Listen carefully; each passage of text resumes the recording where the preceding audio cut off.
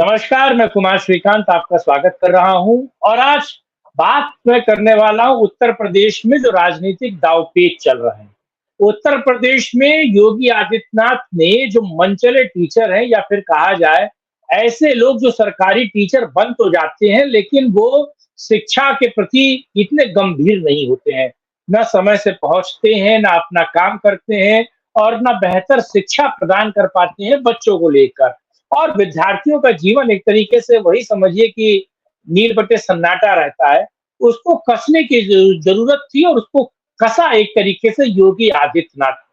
पर जैसे ही योगी आदित्यनाथ ने उत्तर प्रदेश के शिक्षकों को कसने की शुरुआत की, एक नोटिफिकेशन लाकर, वैसे ही वो बागी होकर उन्होंने धरना दिया, उन्होंने बवाल काटा और इस पूरी चीज़ों का विरोध किया।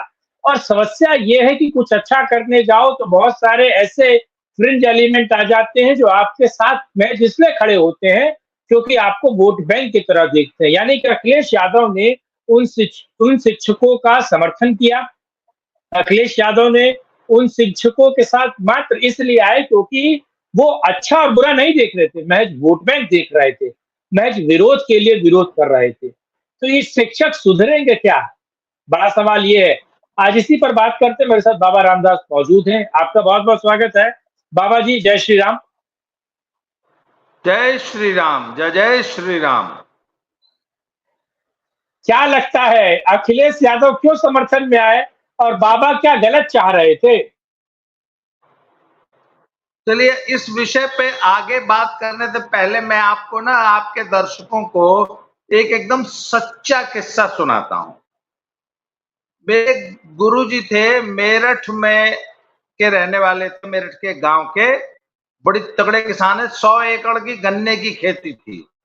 तो ये उनके पिताजी के जमाने की तक की कहानी है, करीब आज से 40 साल पुरानी। तो ग्रामीण परिवेश था, 100 एकड़ की गन्ने की खेती होती थी, सोच लीजिए। तो उनके यहाँ एक बहुत अच्छी भैंस थी, भैंस। तो उसकी एक बढ़िया हुई। तो सब अब पिताजी, और बड़ी तगड़ी भैंस थी, 18 लीटर दूध देती थी। तो सब पिताजी को बड़ा चाव हुआ, बहुत चाव हुआ उनको। तो उन्होंने जो है उस बढ़िया को खूब दूध पिलाना शुरू किया। मतलब 2 थन दूध पिला देते थे दिन भर में। अब 18 लीटर दूध की भैंस थी, 2 थन बढ़िया पीती थी। तो 8-9 लीटर दूध पी के बढ़िया बहुत तगड़ी, बहुत तंदुरुस्त हो गई। बहुत जबरदस्त भैंस वो बढ़िया बनी। फिर जब 1.5-2 साल 3 साल की हुई तो भाई अब उनको चिंता हुई कि अब इसको जो है, जो हीट में आके गाभिन हो जाना चाहिए। फिर वो गर्म भी हुई, फिर उसको भैंसा दिखाया गया, पर वो गाभिन नहीं हुई। 1 बार नहीं हुई, 2 बार नहीं हुई, 4 बार नहीं हुई, 8 बार नहीं हुई। इस तरह वो उनके खूंटे पे खड़ी-खड़ी 5, 6, 7 साल की हो गई। अब उनके घर में चर्चा चलने लगी कि अरे ये हमने ठाठ खड़ी कर रखी है, इसका क्या किया जाए? तो उनके 2 बड़े भाई थे जो कि खेती किसानी करते थे, उन्होंने कहा कि अरे यार इसको हटाओ खूंटे से। तो जो पिताजी थे वो कहते थे कि अरे यार तुम समझते नहीं हो, अगर ये खूंटे से हटी तो ये सीधे फिर स्लॉटर हाउस जाएगी। इसलिए वो उसको खूंटे से हटाते नहीं थे और इधर लड़के बार-बार जोर देते थे कि भैंस हटाओ, भैंस हटाओ, भैंस हटाओ, बढ़िया को हटाओ। तो उन्होंने कहा यार हटाएँगे नहीं, एक काम करो। तो उनके यहाँ गन्ने की का सीज़न था, तो उन्होंने बोला चलो इसको बुग्गी में जोत दो। जो भैंसा गाड़ी होती है जो कि क्या नाम गन्ना लोड करके खेत से रोड तक लाने के लिए, उसके बाद ट्रक में लोड होके गन्ना शुगर मिल में जाता था उनका। तो खेत से रोड तक लाने के लिए जो भैंसा गाड़ी थी, उसमें वो पड़िया जोत दी गई। ये एकदम सच्ची कहानी बता रहा हूँ मैं आपको। तो सर वो पड़िया इतनी तगड़ी थी कि भैंसे की तरह खींचती हुई गन्ने से फुल लोडेड बैलगाड़ी बुग्गी को खींचती हुई रोड तक ले आती थी, इतनी तगड़ी थी। और पूरा सीजन वो गन्ने के उस खेत से गन्ना ढोती रही। अब मतलब पूरा सीजन चलता है 4 महीना वो गन्ना ढोते, रोज भी इतनी मेहनत करती थी तो उसकी सारी चर्बी झड़ गई। तो जब चर्बी झड़ गई तो वो फिर गर्म हुई और अब की बार गाभिन हो गई। वो गाभिन इसलिए नहीं हो रही थी, टिक इसलिए नहीं रही थी क्योंकि शरीर में चर्बी बहुत ज्यादा थी। चर्बी। तो जब वो 4 महीने की जो बुग्गी झोटा गाड़ी में जो उसने 4 महीना मेहनत की ना, तो उसकी चर्बी झड़ गई और चर्बी ही उसकी दुश्मन थी। फिर वो गाभिन हो गई तो उसने भी बहुत सुंदर बच्चा दिया और गुरुजी बताते थे कि 14-15 साल हमारे यहाँ वो जो है उसने दूध दिया। तो सर हमारे जो प्रदेश के जो सरकारी मास्टर है ना, इनको एक बड़ी शिकायत रहती है कि हमसे शिक्षणेतर काम बहुत लिया जाता है कि पढ़ाई लिखाई के अलावा कभी हमको जनगणना में लगा देंगे, तो कभी हमको बीएलओ बना देंगे, तो कभी इस काम में लगा देंगे, तो कभी उस काम में लगा देंगे। तो मैंने अपने एक सरकारी मास्टर मित्र से बताया कि देखो भैया, सरकार भी जानती है कि तुम सब पढ़ाते उड़ाते तो हो नहीं किसी को एक अच्छा, तुम्हारा पढ़ाया हुआ छात्र अपना नाम नहीं लिखना जानता, तुम्हारी परफॉर्मेंस क्या है? मतलब तुम वह भैंस हो जो खरीद के आई 1 लाख की और पाव भर दूध देती है, तुमसे अच्छा दूध 3,000 की बकरी देती है। तो सरकार को ये बात पता है और पढ़ाना लिखाना तो तुमने है नहीं। अब आखिर तुमको अगर खूंटे से हटा दे तो तुम जानते हो कहां जाओगे? सीधे स्लॉटर हाउस जाओगे, उनकी पड़िया की तरह। सरकार ये बात जानती है। अच्छा, सरकार ये जानती है कि कुल पढ़ाई लिखाई तो कराएंगे नहीं, तो इनसे चलो बाकी कुछ अन्य काम ले लो।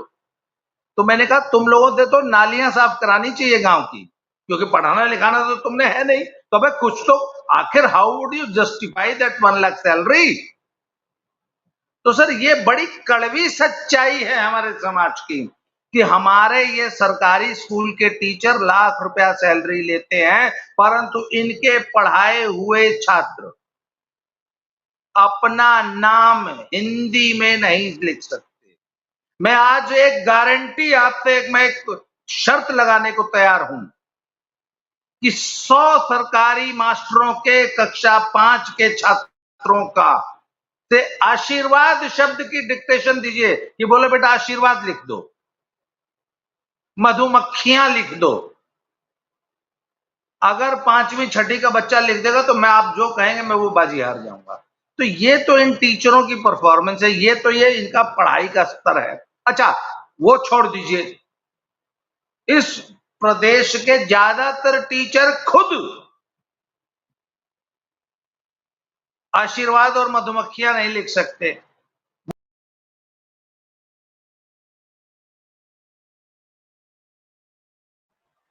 वो इसलिए नहीं लिख सकते क्योंकि उनको खुद आता नहीं है, तो वो लिखेंगे क्या? अच्छा, हाँ। अब वैसे हाँ। पहले की तुलना में अब थोड़ा सुधार हुआ है। अब टेट वेट पास करके आने लग गए हैं, आयोग से नियुक्ति होने लगी है, तो अब पहले से बेहतर हो गए हैं। पर रिजल्ट अब भी वही वाला है। भाई पहले तो प्रधान जी और मुलायम सिंह यादव और लालू जैसे मुख्यमंत्री होते थे तो किसी को भी भर्ती कर लेते थे। अब आयोग से भर्ती होके आ रहे हैं। अच्छा एक बात बताइए ना, पहले आपके यहाँ एक देसी भैंस थी, जैसे नहीं होती गांव में, वो 1 किलो दूध देती थी। अब आप पंजाब से मुर्रा खरीद के लाए 3 लाख की, दूधवा तो वो 1 किलो दे रही है। आपके सामने 2 भैंस दिखाई जाए मेले में कि भैया ये 5,000 की है, ये 1 किलो दूध देगी, ये 3 लाख की है पर ये भी 1 किलो दूध देगी, तो आप किसको लेंगे? आप बताइए। तो ये सब जो लड़का जो आए हैं, सस्ती हो। पास है। अच्छा। ये सब टेट पास है, आयोग से नियुक्ति होके आए हैं, 1 लाख रुपए तनख्वाह पा रहे हैं, पर नेट रिजल्ट तो इनका भी 0 है, उसी जैसा है। PARROT पर्राट माने कबूतर। हैं? वो कहते हैं नहीं वो पुरानी बात हो गई, जब आप लोग संडे मंडे का स्पेलिंग पूछता था तो नहीं मास्टर लोग पाता था, आज का मास्टर बता देगा संडे मंडे। अरे मैंने कहा चलो मास्टर को आता अच्छा। है, आज के मास्टर को संडे मंडे आता है, पर उसके बच्चे को तो आज भी नहीं आता, पर उसके छात्र को। अब हमारे एक मित्र हाँ, हैं, सो तो वो है। कहते नहीं 1981 की सेवा नियमावली में ऐसे कैसे आप जो है ऑनलाइन अटेंडेंस लगाने के लिए बोल देंगे और तनख्वाह काट लेंगे। अरे सेवा नियमावली क्या ये कहती है कि आप समय से विद्यालय नहीं आएंगे? आप सेवा नियमावली की आड़ में छुपेंगे कि हम जो है ऑनलाइन अटेंडेंस नहीं लगाएंगे? जी, आप कुछ पूछ रहे थे। मैं ये पूछ रहा हूँ अखिलेश क्यों साथ खड़े हो रहे हैं? ये जो मुर्रा भैंस खरीद के लाए हैं पंजाब से, इनके साथ अखिलेश क्यों खड़े हो रहे हैं? उनको भी पता सर है कि ये अखिलेश, साला ये दूध देने वाली गाय नहीं है। हाँ। अखिलेश यादव जैसे नेता अपने वोट बैंक के लिए इस देश को बेच के खा जाएंगे। अखिलेश और अखिलेश के पिताजी वही है ना जिन्होंने कहा था कि बच्चों पढ़ने की जरूरत नहीं है, खाली फार्म भर दो और समाजवादी पार्टी का काम करो, पास होने की चिंता मत करो, पास हम कर देंगे। ये वही लोग हैं ना जिन्होंने शपथ लेते ही 20 मिनट के अंदर नकल अध्यादेश हटा दिया था। ये वही लोग हैं ना जिन्होंने शिक्षा मूत्रों को भर्ती किया था, जिनको एबीसीडी लिखना नहीं आता था, उनको रेगुलर नियुक्ति दे रहे थे तो हाईकोर्ट से रुकी वो नियुक्ति। इनके शिक्षा मूत्रों और इनके टीचरों की भर्ती गांव के प्रधान किया करते थे। ये वही लोग न हैं। तो इनको प्रदेश की शिक्षा तो कोई मतलब ही नहीं है। वो तो चाहते हैं कि प्रदेश जितना देखिए अखिलेश का यादव वोटर, अखिलेश का मुसलमान वोटर जितना अनपढ़ जितना जाहिल रहेगा तभी तो इनको वोट देगा। अखिलेश की राजनीति के लिए उसके वोटर का जाहिल होना अनिवार्य है, बहुत जरूरी है। तो वो तो चाहते हैं। ये तो वो आप सही कह रहे बल्कि हैं। वो कहते थे कि टीचरों से पढ़ने की जरूरत नहीं है बेटा, स्कूल्स का लाने की जरूरत नहीं है, चिंता मत करो हम पास करवाऊंगा नकल मार के। नकल माफिया का पूरा पोषण इसी समाजवादी पार्टी का तो है। कल्याण सिंह ने तो 1990 में ही इस प्रदेश में पढ़ाई लिखाई का माहौल बना दिया था। कल्याण सिंह ने, राजनाथ सिंह ने इस प्रदेश की पढ़ाई लिखाई को चौपट करने वाला कौन है? मुलायम सिंह। तो मुलायम सिंह के बेटे से आप क्या उम्मीद करते हैं?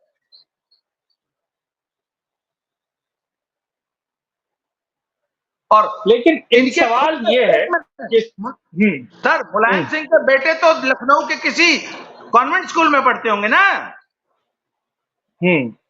प्राइमरी स्कूल में तो हमारा गरीब का बच्चा जाएगा ना, तो अब हमारा आपका गरीब का बच्चा पढ़े चाहे ना पढ़े,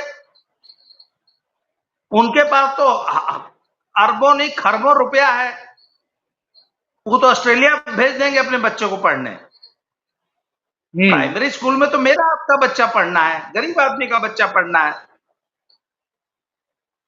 अच्छा एक और चीज सुनिए ना, नहीं एक मिनट।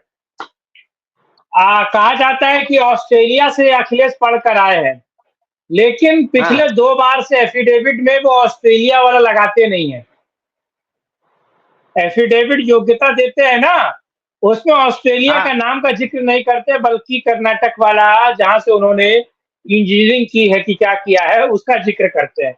तो जो खुद फर्जी है, जिसके तमाम चीजें फर्जी है, वो व्यक्ति अब समझ चुका है कि साहब अगर लगाया तो जो सोनिया का हाल हो गया था वो कहीं ना कहीं उनका हाल हो जाएगा। अच्छा एक और बहुत महत्वपूर्ण है, ये जो आज की डेट में नकल माफिया और ये तमाम पेपर्स को लीक करने वाला माफिया है, ये बहुत बड़े पैमाने पर फला फूला अखिलेश और यूपीए की सरकार में, और उत्तर प्रदेश में इनका बड़ा बोलबाला होता था।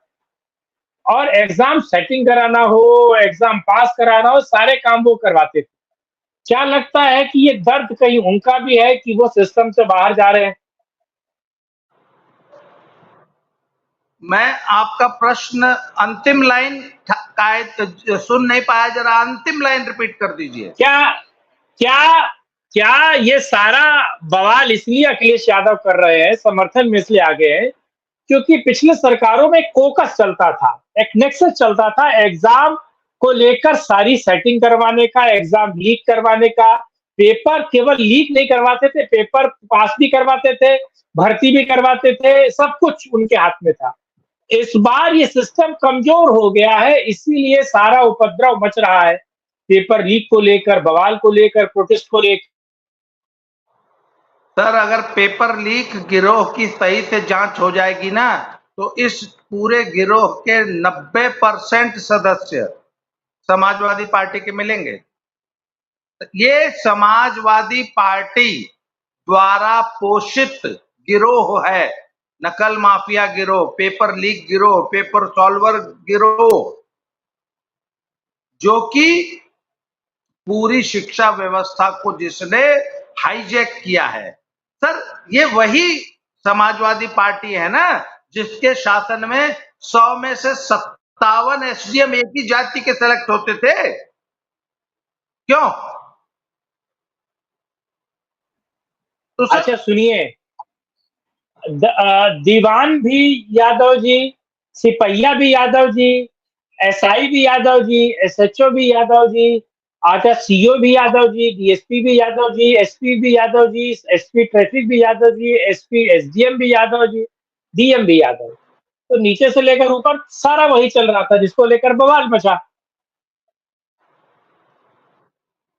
तो बिल्कुल, वो तो समाजवादी पार्टी यादवों द्वारा, यादवों के लिए लोकतंत्र था ना, वो तो यादवों की सरकार थी, और वो भी सैफई के यादवों की। तो बाकी यादवों को क्या मिला है? सैफई और मैनपुरी के यादवों की सरकार थी, वो सैफई और मैनपुरी के लिए थी।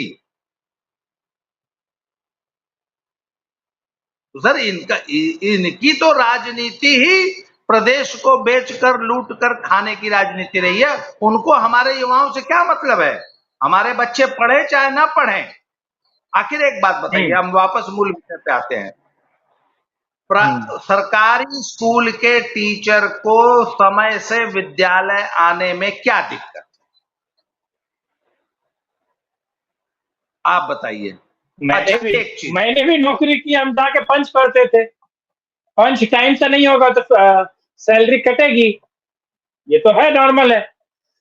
हाँ, आपने आज तक सुना है कि किसी प्राइवेट स्कूल के अध्यापकों ने यह मांग की हो कि हमको आधा घंटा लेट आने की छूट दी जाए?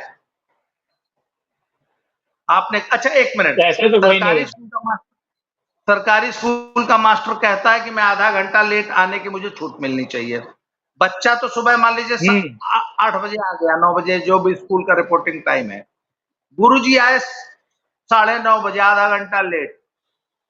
5वीं, 6वीं, 7वीं क्लास की बच्चियां हैं, 8वीं क्लास की उस स्कूल में लड़के हैं। अगर किसी बच्ची के साथ कोई दुर्घटना हो गई तो कौन जिम्मेवार होगा? मास्टर जी तो नहीं होंगे। क्यों? मास्टर जी थे ही नहीं। मास्टर जी थे ही मारा नहीं। जाएगा बेचारा, प्रिंसिपल मारा जाएगा। नहीं, प्रिंसिपल, मास्टर जी अगर आधा घंटे लेट आएंगे तो प्रिंसिपल टाइम से क्यों आएगा भाई? जो चैलेंजेस मास्टर के हैं तो प्रिंसिपल के क्यों नहीं होंगे? वो भी तो सरकारी कर्मचारी है, उसके भी तो पिछवाड़े में इतनी चर्बी है कि समय से क्यों नहीं आ पाते हैं? सर, जिसके पिछवाड़े में, आपने देखा होगा पार्क में कुछ बहुत मोटे मोटे लोग टहलते हैं, वो सब तेज नहीं चल पाते, बड़ा धीरे धीरे चलते हैं, उनका पूरा सिस्टम पीछे का हिलता है। क्यों? सर, पिछवाड़े में चर्बी होती है बहुत ज्यादा, तो जिसकी चर्बी होती है वो कैसे समय से कहीं पहुंच सकता है? तो जो चर्बी गुरुजी के है वही चर्बी प्रिंसिपल साहब पे तो चढ़ी है, वो कैसे टाइम से आ जाएंगे? और पूरा स्कूल आधा घंटा लेट आया, पीछे से कोई दुर्घटना हो गई, किसी बच्ची के साथ कुछ हो गया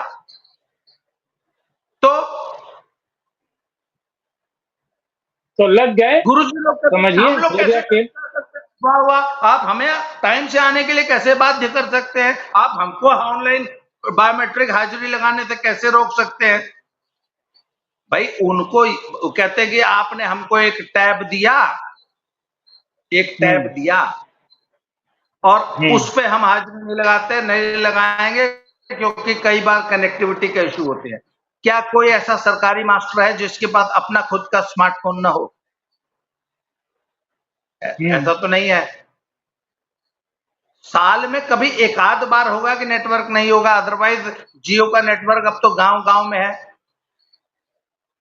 तो अपने फोन पे किसी सरकार एक दिन में एक नया ऐप बनवा देगी कि उस ऐप पे अपना चेहरा दिखा के आप अपने निजी फोन से आप हाजिरी लगा दीजिए, मत लगाइए टैब से। तो जो इनकी जो यूनियन है टीचरों की, उनको बोलना चाहिए कि नहीं सर, ये टैब वाली व्यवस्था सही नहीं है, हम लोग अपने फोन से लगा देंगे।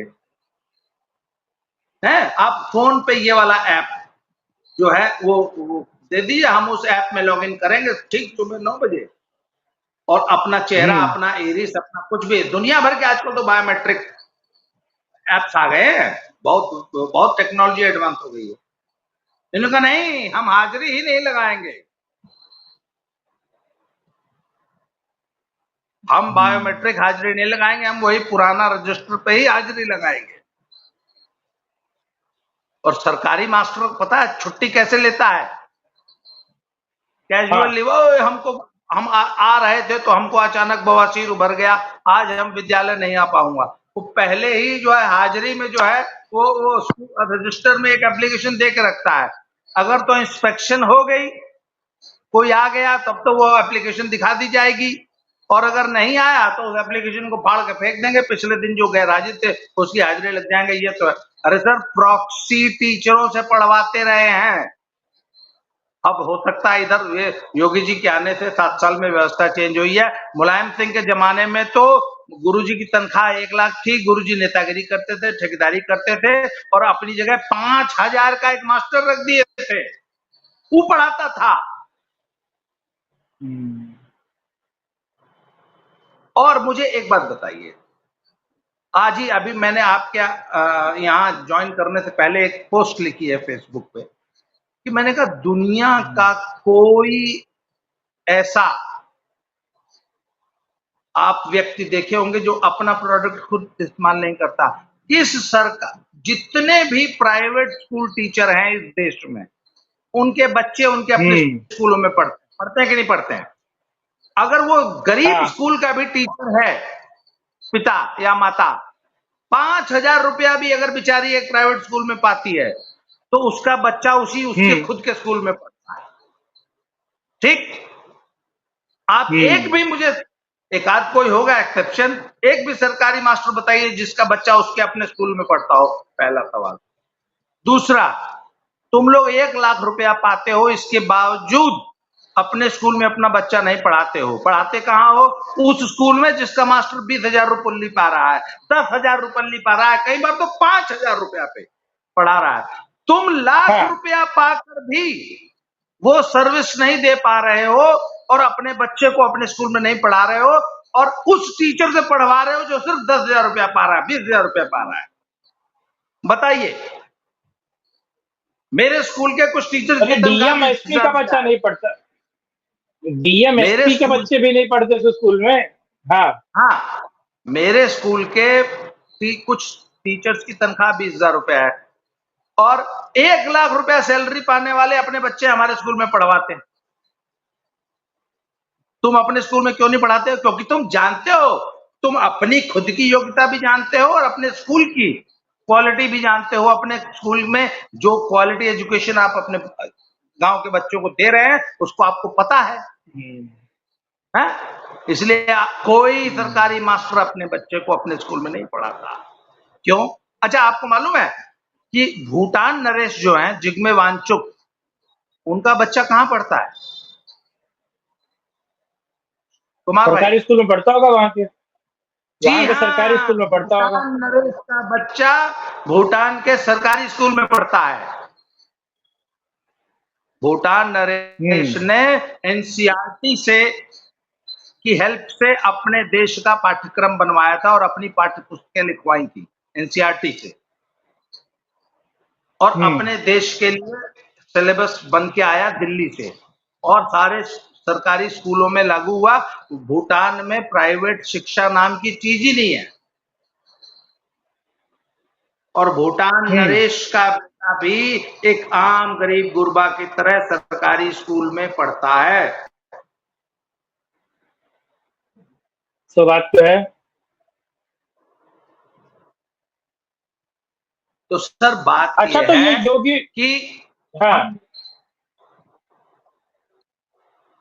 जी जी जी, आप बताइए, आप सवाल पूछिए। नहीं, मैं तो योगी सरकार ने जो बैक किया है, यानी कि जो पीछे गए हैं, वापस पीछे एक तरीके से बैकआउट किया है या फिर इस फैसले को वापस ले लिया है, तो आपको लगता है वो डर गए, झुक गए, या फिर एक सही मौके का इंतजार कर रहे हैं वापस करने के लिए? उसमें उसमें कोई टेक्निकल मुद्दा आ गया कि इन सबकी सरकारी मास्टरों की कोई 1981 की कुछ सेवा नियमावली है। उस सेवा नियमावली में इनको जो है, इन्होंने एक टेक्निकल चीज की आड़ ले ली है कि शायद इन सब की पोस्टिंग जो है वो जहां ये रहते हैं या जिला मतलब 40 किलोमीटर या इससे ज्यादा दूर पोस्टिंग नहीं होनी चाहिए। तो कुछ लोगों की पोस्टिंग ज्यादा दूर है तो इसलिए हम हाजिरी नहीं लगाएंगे, ऐसा कुछ इन्होंने टेक्निकल इशू उठाया है। और इनकी 3 मांगे हैं। इनकी 3 मांगे हैं कि हम लोग जो है, हमको पता नहीं कितनी 30 अर्नड लीव दी जाए। सर ये वैकेशनल स्टाफ है, इनको विंटर वैकेशन समर वैकेशन हाँ। होती है, तो इनकी लीव वहां से वहां कवर हो जाती है। इसके अलावा इनको कुछ कैजुअल लीव और कुछ मेडिकल भी मिलती होंगी। तो ये कहते हैं कि अरे उसमें हम लोग को अपनी लीव सैंक्शन कराने में घूस खिलानी पड़ती है, बीएसए और वो सब जो सरकारी अधिकारी है बहुत करप्ट है। अरे तो सरकारी ही तो है। हम तो कह रहे हैं कि तुम्हारे पूरे कुएं में भांग पड़ी है, तुम्हारा डिपार्टमेंट चला ऊपर से लेकर नीचे तक। तुम एक बेहद करप्ट, बेहद भ्रष्ट विभाग के हिस्से हो और तुम्हारा विभाग जानता है कि तुम वो हो जो कि 1 लाख रुपया पाता है पर 1 रुपए का भी काम नहीं करता। तो वो तुमको जिंदा रखने के लिए वो स्लॉटर हाउस में तुमको न भेजे। हाँ। भाई अगर आज तुम्हारे काम की इवैल्यूएशन हो जाए तो 99% टीचरों को, अगर इवैल्यूएशन बेस्ड इनकी नौकरी हो कि भाई आपके काम को हम इवैल्यूएट करेंगे फिर अगले साल डिसाइड करेंगे कि आपको नौकरी पे रखना है कि नहीं रखना है। क्यों भाई? आखिर इंजीनियर अगर पुल बनाता है तो उसका पुल देखा जाएगा कि नहीं देखा कि भैया 5 साल में कितना पुल बनाया। सड़क भी बनेगी तो टीचर का इवैल्यूएशन होना चाहिए कि नहीं होना चाहिए कि भाई तुम बिल्कुल 5 होना चाहिए, साल क्यों नहीं में होना इतना चाहिए? 60 लाख तनख्वाह लिए हो तो क्या पढ़ाए हो? जरा लाओ तुम्हारे छात्रों को इवैल्यूएट किया जाए और तब तुमको अब आगे नौकरी पे रखना है कि नहीं रखना है। इस तुम्हारे जैसे निकम्मे को उस सरकारी अधिकारी ने या उस सरकार ने नौकरी पे रख रखा है तो उसके बदले में तुमसे 5,000 रुपया ले लेती है घूस। अगर वो भ्रष्टाचार बंद हो जाएगा तो ये सब जो है, तो ये एक भ्रष्ट डिपार्टमेंट का हिस्सा है ये सब लोग। कहीं ना कहीं सही कह रहे हैं आप। ये सत्य बात है। मुझे लगता है सरकार को कहीं ना कहीं इस पर एक नियंत्रण, यानी कि सीधे आप न गरियाइए, धीरे धीरे कोशिश कीजिए, अलग अलग तरीके से इनको कार्टेल कीजिए और सीधे रास्ते पर लाना बहुत जरूरी है। बहरहाल सर हाँ, इनका एक ही उपाय है, सुनिए, इनका सिर्फ एक उपाय है, इनको पक्की सरकारी नौकरी मत दो, इनको संविदा पे रखो और बोले 3 साल तक फलाने स्कूल में तुम्हारी पोस्ट, पहले तो इसको नौकरी दो मत, बोले छोड़ो यार रहने दो, तुम तो टाइम से पहुंच नहीं पाओगे, अरे नहीं गांव में बहुत दिक्कत होती है, छोड़ो नहीं रहा तो के नौकरी ना मिली, कहा है, अरे तू कैसे पहुंच पा टाइम से, बोला नहीं सर हम 4 साल फिर के बल जाऊंगा, मैं पहुंच जाऊंगा, पहले तो लिखवा लो। उसको बोलो ठीक है 3 साल के लिए तुमको नौकरी दे रहे हैं, 3 साल बाद तुम्हारा इवैल्यूएशन करेंगे, अगर तुम्हारा पढ़ाया हुआ बच्चा हमारे इवैल्यूएशन में खरा उतरेगा तब तुम्हारी नौकरी कंटिन्यू करेंगे, नहीं तो तुमको हटा के किसी और बुलाएंगे। भाई एक बात बताइए, आपके काम की इवैल्यूएशन, आप किसी अखबार में पत्रकार हैं तो संपादक 1 महीने बाद पूछता होगा, है श्रीकांत बताओ कितना अखबार को खबर लिख के दिए हो, क्या है तुम्हारे? अरे हर 2 दिन में होता था, हर 2 दिन में, हर 2 दिन में। तो इनका इवैल्यूएशन क्यों नहीं होना चाहिए सरकारी अध्यापकों का? है मुझे लगता है होना चाहिए, होना चाहिए। और जो नहीं काम कर रहा है, जिसका रिजल्ट 0 है, उसको हाँ, छात्रा हाउस क्यों ना भेजा जाए? सही बात है। अरे तुम 1 लाख की भैंस हो, पाव भर बकरी से भी कम दूध देती हो। सर, प्राइवेट स्कूल का 5,000 रुपए का टीचर 1 लाख रुपए तनख्वाह पाने वाले सरकारी स्कूल के मास्टर से बेटर रिजल्ट देता है। तो है, तो है, सही बात। चलिए सर, जी आपने समय दिया और इस मुद्दे पर आपने बात की, बहुत आपका शुक्रिया। और मैं चाहता हूँ कि किसी और मुद्दे पर भी हम साथ जुड़ें और बहुत जरूर। जल्द एक और वीडियो बनाएं। साथ जुड़ने के लिए, इस मुद्दे पे बात करने के लिए आपको बहुत-बहुत धन्यवाद। फिर मिलते हैं, तब तक के लिए जय हिंद, जय भारत, वंदे मातरम, नमस्कार।